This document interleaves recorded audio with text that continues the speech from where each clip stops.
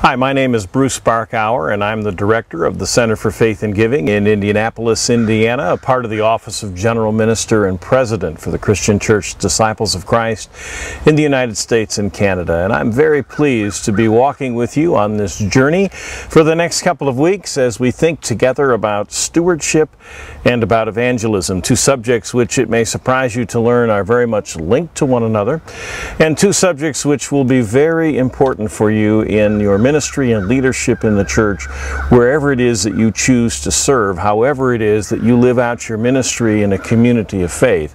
Stewardship and evangelism will be two reoccurring themes where leadership is needed in our church, and where you, particularly as a trained person, seminary trained person, will be expected to provide some leadership and some answers. And so that's where we're headed.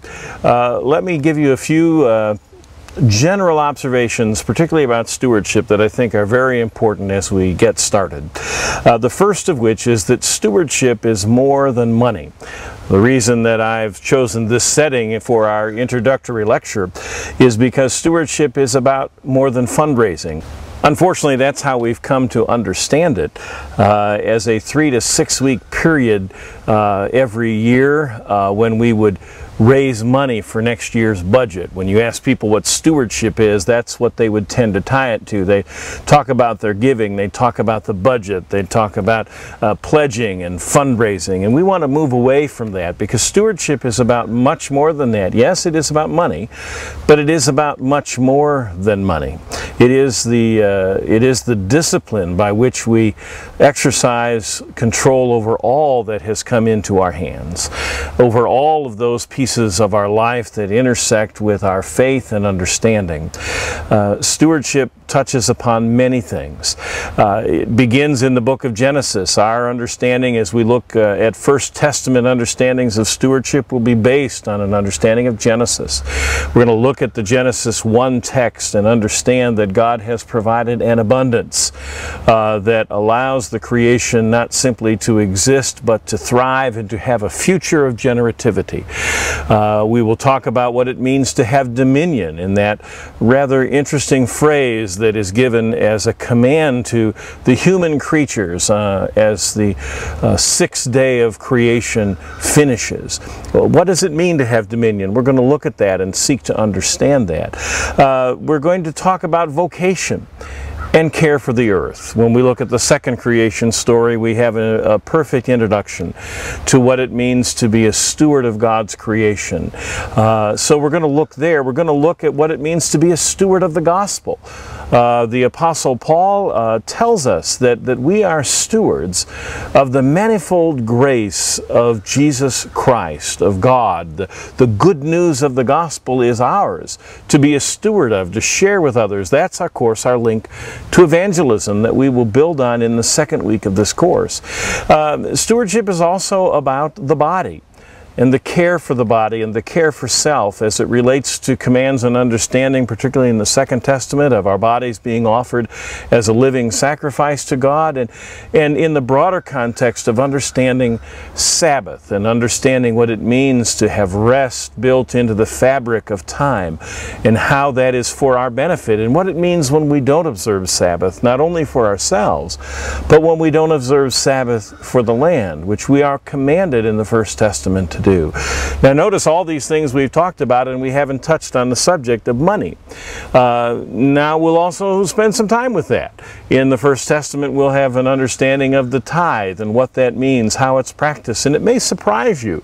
If you haven't looked at the text in Deuteronomy for a while, or maybe never have just gone on what someone else has told you about the tithe, it may surprise you to find out what the tithe is really all about.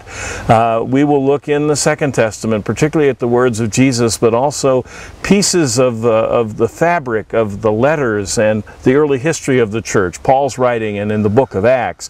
We'll be looking at those things to get an understanding of money and to realize that Jesus, about 62 or 3% of the time in the Gospels, if you have a red letter Bible still, if you divided up those red letters, about 62 or 3% of it, according to people smarter than I am, is about money or its influence, its power, or it's used as a foil or an example. So money is important, and we will spend a lot of time with it. We'll spend some time with best practices and how your church, where you might be providing leadership or where you are currently a member, can build trust among its membership and build the desire and facilitate the way for people to be generous and to practice good stewardship of their financial resources. We'll think about many things that are related to this topic. It is not just about underwriting next year's budget. And let me share with you where it begins. This journey begins with you. It begins with your understanding and your personal practice of what it means to be a steward. You cannot talk about stewardship, you cannot talk about money in the church in particular without a personal discipline and understanding around this that makes sense and one that you're living out with integrity. When I was graduating from seminary many years ago, Howard Goodrich was the regional minister of Indiana, and Howard would take seminarians who were graduating from CTS out to dinner with his lovely wife Darlene for a conversation. What he was really doing was kind of interviewing us and deciding whether or not he wanted us to work in Indiana or not, and if so, how we might fit into what congregation. He was kind of sizing things up, let's be honest. I was a little slow to catch on to that at first, but by the end of the night I've kind of figured it out, and still I wasn't prepared for the very last question he asked me. The last question of the night was, "Bruce, tell me about your stewardship. Tell me about your giving to the church." Well, I wasn't prepared for a question like that, and there was an uncomfortable silence, and then I just said the most honest thing and first thing that came to mind, which was, "Howard, I'm just graduating from seminary. I don't have any resources. My student church has been paying me $60 a week and all the pages out of the Bible I can eat. Surely you don't mean that applies to me." And he said, "Oh, but it does." He said he and Darlene had been leaders in every congregation in which they had served, in the top 10 giving families of every congregation where they had provided leadership, even though they were quite certain they were not in the top 10 incomes of families in their congregations. That wasn't the point. And the point was that this was a personal practice that he and Darlene were committed to. And he said, a funny thing will happen as you practice this. He says, as you grow toward the tithe, you'll discover how much fun it is to be able to give money away, how freeing it is, and how the tithe, 10%, is really the floor, not the ceiling of your generosity. And he said, so what I want you to do is I want you to begin, grow 1% a year, 0.5% a year, 3% a year, however you're prospered. As you leave your student church and go on now to a congregation that will pay you a living wage, begin right away to set aside a portion and then grow and continue to grow and challenge yourself, and you'll discover something wonderful. And he said, and the truth of the matter is you cannot talk about or preach about this subject if you yourself do not practice it. People will see through it. You will be uncomfortable. It will have a sense of being unclean all around the edges as you have to deal with money and budgets. And he said, just practice this and it will make a difference. And Howard was right.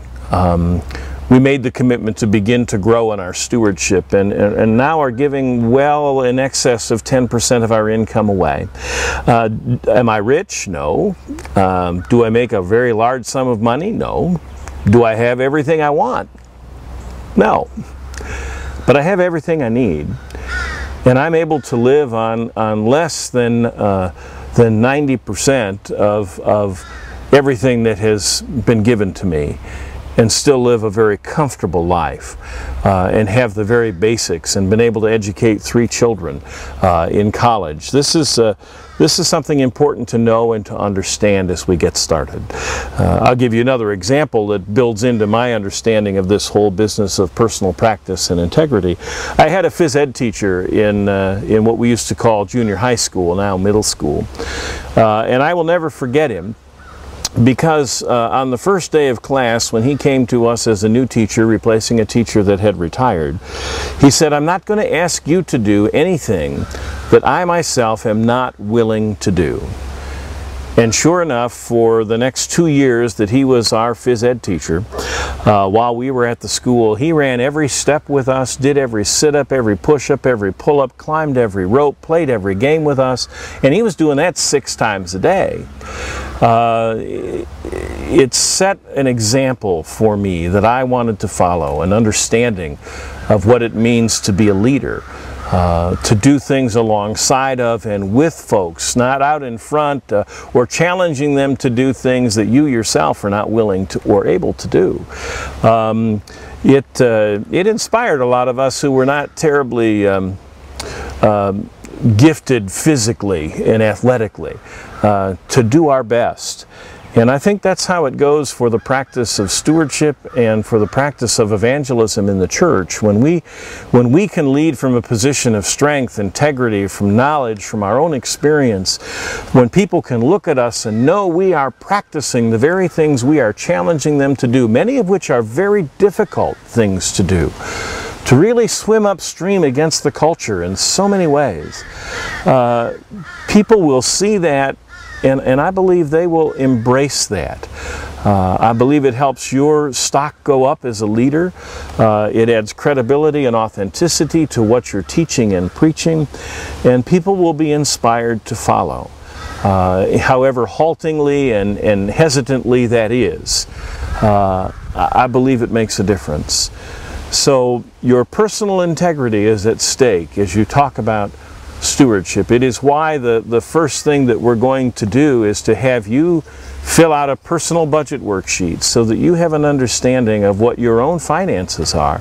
Budgeting is important for a lot of reasons, including the ability to build capacity.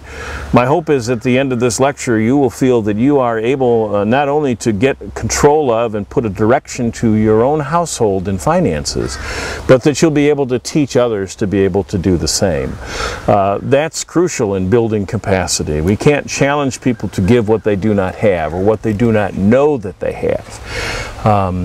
It's difficult and it requires making choices, and we'll spend time talking about that both today and in future lectures about our choices and how they impact our ability to practice generosity. But we need to begin with a look inward to assess our own situation, and then once we've done that, we have the ability to then teach others.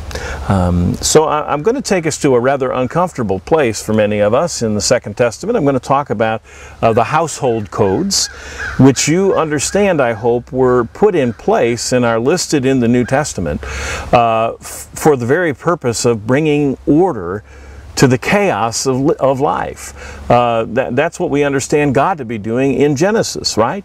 Is speaking order, bringing order to the chaos. And in the ancient world, when many things about life were much more uncertain than they are now, and many things in the way in which they occurred were just a puzzlement to folks, these household codes were a way of establishing order and making sense out of the world. Whether or not we fully agree with them or embrace them now, we need to understand their purpose. In the ancient world, there was a clear understanding at the time of Jesus, in the first century Palestine, that Caesar was at the top of the heap.